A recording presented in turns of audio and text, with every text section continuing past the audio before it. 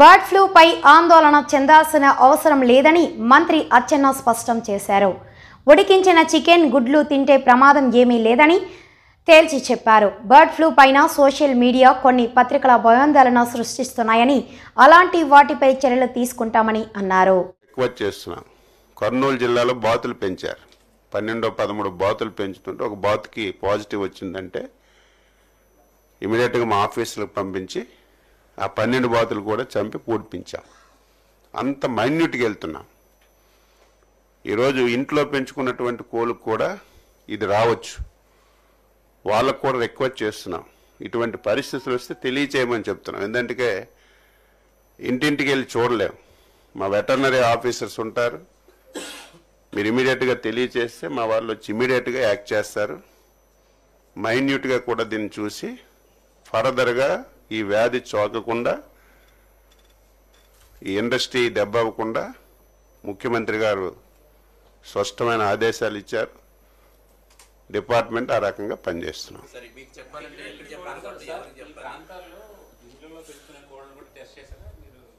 అంటే ఎక్కడ రాలేదు, అది చనిపోయినట్టుగా ఎక్కడ రాలేదు.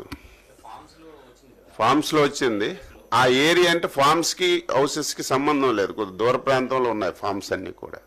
ఇప్పుడు మీరు చెప్పింది కూడా చూస్తాం. ఒకవేళ ఫామ్లో చనిపోయి ఆ చుట్టూ ఏమైనా హౌసెస్ ఉంటే అక్కడ కూడా కోళ్ళు ఉంటే అది కూడా ఒకసారి వెరిఫై చేయిస్తాం.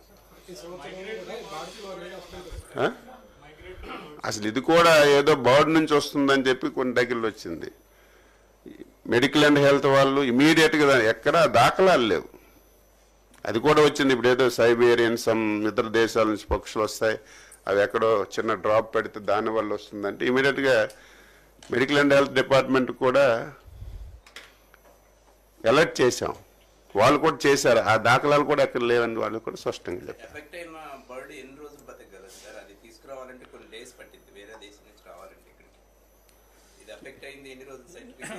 సైబీరియన్ బర్డ్స్, పెలికాన్స్ ఇవన్నీ ఏవైతే వస్తాయి, లంపీ బఫెలోస్లో రాలేదండి. ఓన్లీ వైట్ క్యాటిల్లో వస్తుంది. అంటే తెల్ల పశువులు ఏవైతే ఉన్నాయో వాటిలో వస్తుంది, గేదెల్లో రాదు. లంపీ గేదెల్లో రాదండి, తెల్ల పశువుల్లో వస్తుంది. తెల్ల పశువులన్నిటికీ కూడా మేము పెద్ద పశువులకు టీకాలు వేసాము.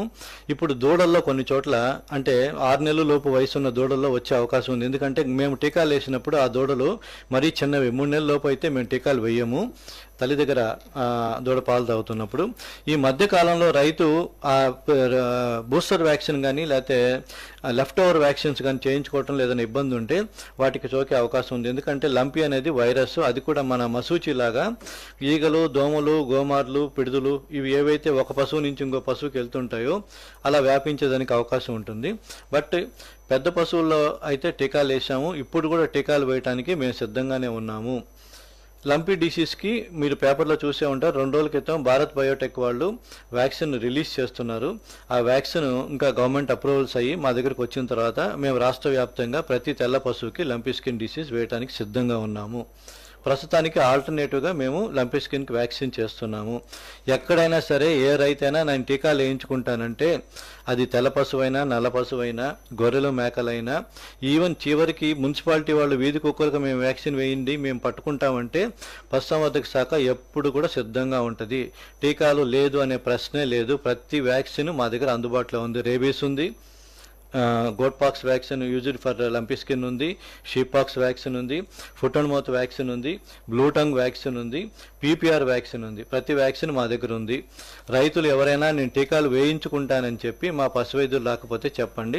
24 గంటల్లో వాళ్ళ ఇంటి ముందుకి పశు వైద్యుడిని పంపించి టీకాలు వేస్తాం. తాగొచ్చండి. కాచి తాగిన మిల్క్ వల్ల ఏమీ ప్రమాదం లేదు. మేము అడుగుతున్నది ఒకటే, పచ్చిపాలు, గతంలో పచ్చిపాలు తాగేవాళ్ళు, పచ్చి కోడిగుడ్లు తినేవాళ్ళు, అలాంటివి ఇప్పుడు మంచిది కాదు.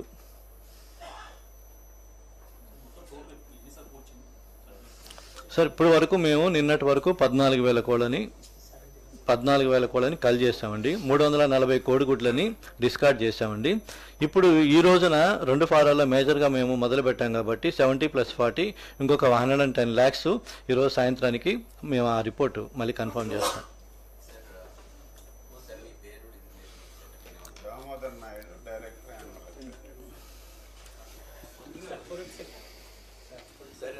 ఇప్పుడు